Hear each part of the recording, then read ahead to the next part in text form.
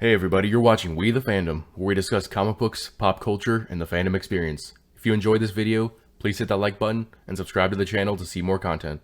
This is part 2 of the God Butcher storyline titled The God Bomb, and up until now I've been describing the life of Gorr, his origins, his plan to kill gods, and all the while Thor, or rather 3 versions of Thor, each one from a different timeline, has been in some way involved with stopping Gorr's plans. From the young Thor having fought Gorr for the first time, modern Thor realizing that Gorr still exists and is going on a god-killing spree, and the future Old King Thor, seemingly the last remaining god, left alive for Gorr's amusement. But this is where the stories start to intercept. In the last part, modern-day Thor had tracked Gorr to the planet Kronox, home to the time gods, and had attempted to follow Gorr into the time portal.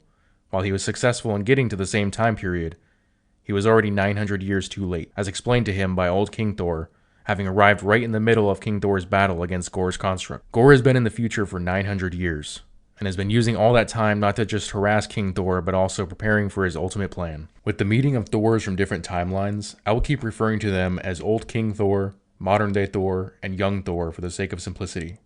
With Modern Day Thor meeting his future self, as one would expect, many questions arise. How was Thor the Allfather? Why doesn't Old King Thor remember this event having taken place?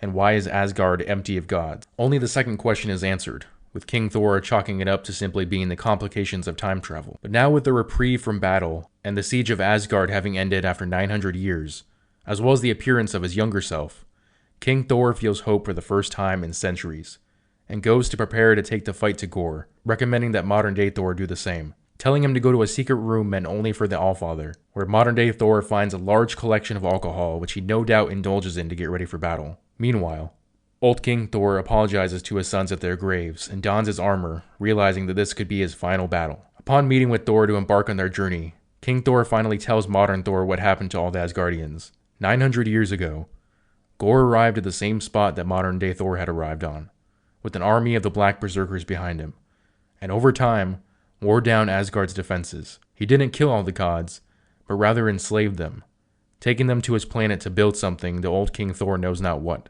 But with hammers in hand and a cask of Asgardian ale, the 2 gods of thunder disembark on the ship whose name I won't even try to pronounce, ready to enact their vengeance on Gorr. At this point, we will return to the story of young Thor, who last we saw had been ambushed by one of Gorr's minions and had fallen into a time portal. He arrives in the same time period as his 2 older counterparts, though he is immediately captured by Gorr, also much older and far more powerful than either the young Thor or modern Thor had seen prior. He tortures him, toys with him, before throwing him in with the other god slaves to continue construction of his creation 900 years in the making. What it is that Gorr is building is actually revealed by Shadrach, the mad god that Thor had left behind at Omnipotent City. After being questioned by the High Lord Librarian, Shadrach reveals that Gorr forced him to teach him the secrets in creating a god bomb. Beaten down and made to work, Thor loses his ability to withstand the humiliation, and lashes out at one of Gorr's minions. Being the god that he is, young Thor proclaims to take on any of Gorr's berserkers, but is stopped and chastised by 3 young women, who just happen to be Thor's own granddaughters, or rather, the granddaughters of his much older future self, known as the Goddesses of Thunder, who make it clear to him that his antics don't just hurt him, but other gods, who are punished for his disobedience. And so the young Thor returns to his work, all the while brooding and convincing himself that he will never give up, unlike these other gods. That is until he sees the God Bomb, and is met by Gorr's son. Gorr's son attempts to put the defiant young Thor in his place, completely in tune with Gorr's will, and parroting the same rhetoric without question, despite Gorr acting as the same gods that he is said to despise. Now you might be asking yourself, didn't all of Gorr's children die in Gorr's origin story? The answer is yes, and how his son, and as you'll later see his wife, are currently alive, will be explained a little bit later in the story. Later on, Thor stumbles upon a meeting of some of the god slaves.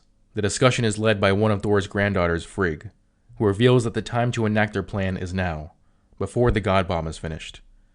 When young Thor interjects to ask what their plan is, Frigg tells him that they have some destructible material that they had mined and gathered together over time, plan to use it to destroy the god bomb. But as Frigg attempts to finalize the plan with the other gods, Thor seizes the moment, grabs the weapon, and charges towards the bomb, with the Black Berserkers in his path. Young Thor is able to summon a storm to clear his way, and make it to the bomb he does. The material explodes against the side of the bomb, and young Thor is sent flying. Currently heading towards Gorr's planet, the modern Thor and King Thor notice the rotting corpses of gods as they near their destination. Among the Viscera, however, is something still living, a being that attacks the modern-day Thor, which is in fact revealed to be young Thor, having been cast into orbit as a result of his attempt to destroy the God Bomb. And I say attempt because as the three Thors adapt to the situation, the young Thor looks down and realizes that the God Bomb is clearly intact. And so young Thor suits up and prepares to join his older counterparts as they take the battle to the wretched God Butcher. While joined in common purpose, Thor is still the stubborn god of thunder that he is. Now there are three of him from three different time periods in his life.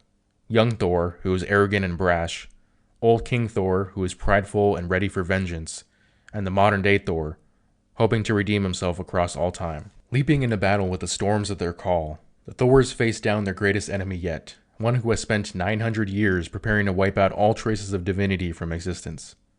The younger Thors take on the Black Berserkers, while King Thor uses a blast of the Thor Force and sends Gorr crashing into a moon light years away. The Mjolnir-wielding Thors know better than to let up, and travel at light speed, crashing through Gorr and the moon itself, leaving Gorr frightened for the first time in centuries, fearing for his victory now that the time is at hand.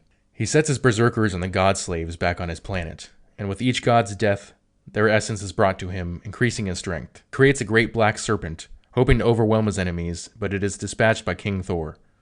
The three Thors set upon Gorr once more, dragging him into the sun and pummeling him with hammer and fury. But neither their hammers, nor even a god blast from the Allfather is enough now that Gorr has increased his power. The blood of dead gods rains upon Gorr's world, as do three hammers. Three of the greatest gods in existence still weren't enough for the God Butcher. With the three Thors not only defeated but utterly destroyed and left to die, Gorr's victory seems certain. However, it may be that his utter hatred for gods may prove to be his undoing. As his wife comes to greet him after his battle, she praises her husband for seemingly achieving his dreams, but goes a step too far when she calls him her god. Shocked and appalled, Gorr kills his wife and returns to his work, only for his son to find the body later on.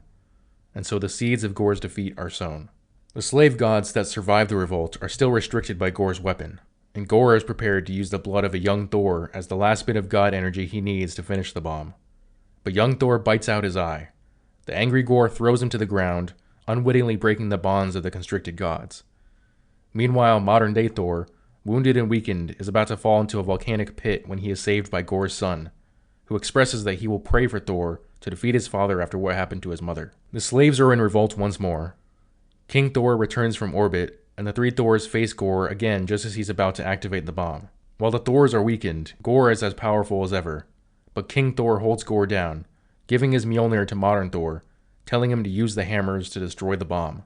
Thor swings the hammers with all his might, and then, the explosion. The explosive force of the bomb is felt by all those in the immediate vicinity, but the true effect of the bomb is felt by gods all across time, suffering slowly as Gorr's dream of a godless universe starts to come true. But modern-day Thor, Thor the Avenger, the one Thor who still believed that he could prove Gorr wrong, that gods could be a force for good, uses not just the two hammers, but all of his godly might to draw the power of the bomb into himself.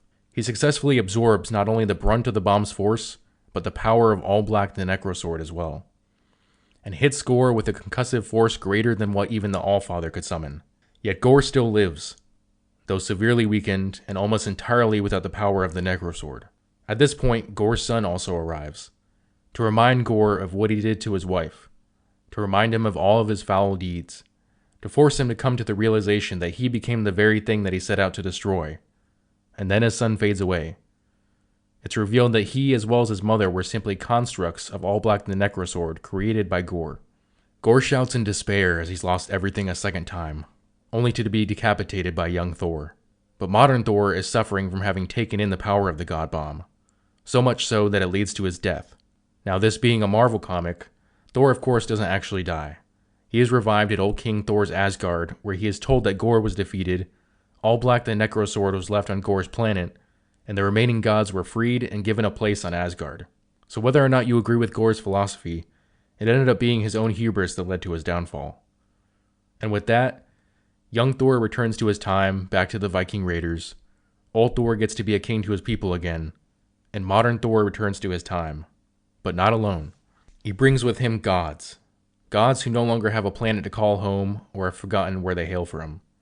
He brings them to the planet Indgar, a planet previously without gods, now with new ones, answering the original prayer that began the story. I hope you guys enjoyed this video. If you did, I'd appreciate it if you hit that like button and subscribe to my channel. Also, hit that notification bell so you never miss out on a new video. I'll see you all next time. Bye.